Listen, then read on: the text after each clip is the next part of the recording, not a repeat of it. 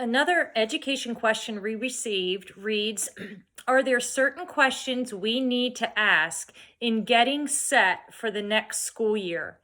We want to be sure that our daughter still has the same level of inclusion and support despite not being able to collect the same level of data right now.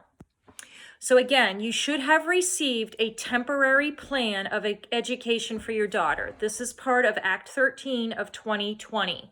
This plan outlines the special education and related services or supports that she should receive during the school closure. Once school reopens, your daughter's original IEP will resume. Therefore, she should most definitely receive the same level of inclusion and support that she received prior to the closure in March. If you have or had an annual IEP meeting scheduled for this spring, we encourage you to continue or to go ahead with that meeting. Again, it would be scheduled via video conference or a phone conference, but again, we would encourage families to do that. The family can waive that opportunity or postpone or delay that opportunity to have an IEP meeting, but again, we would encourage families to go ahead and have that meeting. Depending on the educational related services your daughter is receiving, she may be eligible for compensatory services once school is back in session or reopens. This will be an individualized decision made by the IEP team. So I'm just going to share with you quickly 5 things to know that just recently came out that was published by the Ed Law Center. And it says 5 things families should know. Number 1, your child has a right to a temporary learning plan. You have the right to an IEP meeting. Again, we encourage families to go through with the IEP meeting as scheduled. If you still have questions or concerns and you would like to call an IEP meeting, which would be an additional IEP meeting, not your annual IEP meeting, again, feel free to do so.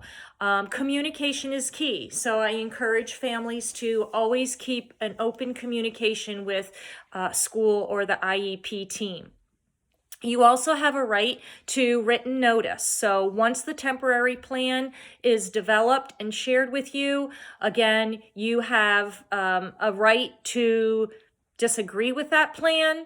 And also, again, if your son or daughter is not receiving specific supports or services or the education that she is entitled to, this is, again, something that you would discuss with the IEP team once school reopens as it relates to compensatory services. So I hope this answers your question. Remember, we're all in the same boat, so your teacher is not collecting any additional data on any of her other students or his other students at this time. So again, this is a temporary plan, the way things are currently, and once school resumes, we should immediately go back to the same level of supports, the same placement, the same everything about your daughter's IEP prior to the closure in March of 2020. If I did not answer your question and you would like to discuss this with me further, please feel free to reach out to me. Again, I can be reached at epdscpatty@gmail.com, or you can call me at the Down Syndrome Center at 610-402-0184. Thank you.